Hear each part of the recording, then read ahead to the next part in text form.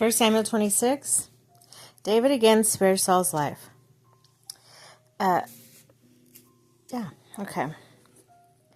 The Ziphites went to Saul at Gibeah and said, Is not David hiding in the hills of Hakilah, which faces Jeshimon? So Saul went down to the desert of Ziph with his 3,000 select Israelite troops to search there for David. Saul made his camp beside the road on the hill of Hakilah, facing Jeshimon. But David stayed in the wilderness. When he saw that Saul had followed him there, he sent out scouts and learned that Saul had definitely arrived. Then David set out and went to the place where Saul camped. He saw where Saul and Abner, son of Ner, the commander of the army, had laid down. Saul was lying inside the camp with the army encamped around him. Then David asked Ahimelech the Hittite and Abishai, son of Zeruiah, Job's brother, "Who will go down to the camp with me to Saul?" "I'll go with you," said Abishai.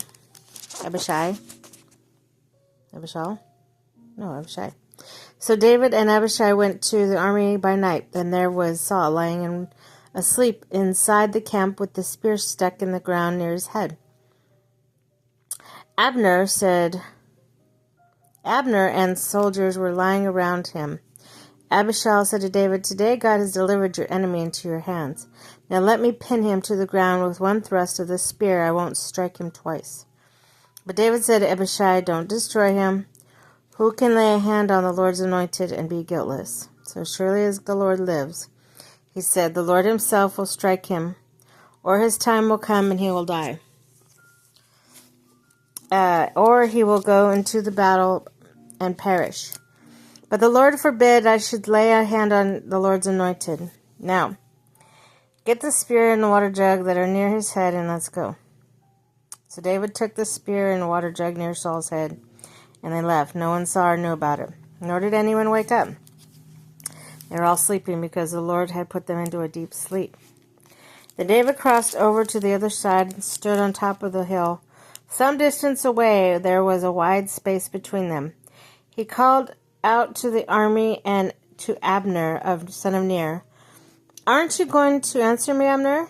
Abner replied, "Who are you who calls to the king?"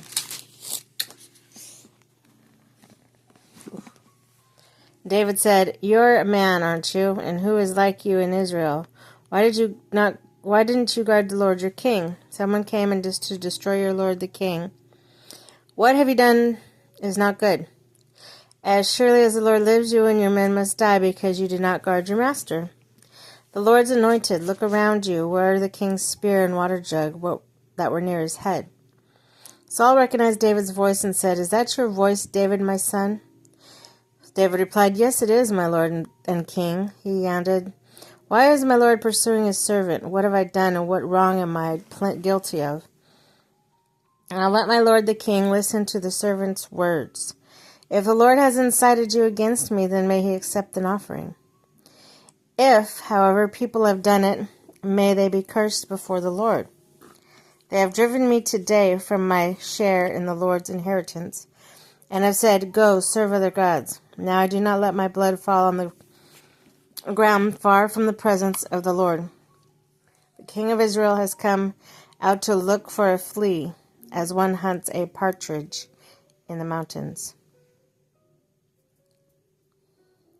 Then Saul said, "I have sinned. Come back, David, my son, because you consider my life precious today, and I will not try to harm you again. Surely I've acted a fool, and I've been terribly wrong." "Here's the king's spear," David answered. "Let one of your young men come over and get it. The Lord reward everyone for their righteousness and faithfulness. The Lord delivers you into my hands today, but I will not lay a hand on the Lord's anointed. As surely as I valued your life today, so may the Lord value my life. Deliver me from all my trouble." And Saul said to David, "May you be blessed, David my son. You will do great things and surely triumph." So David went on his way, and Saul returned home.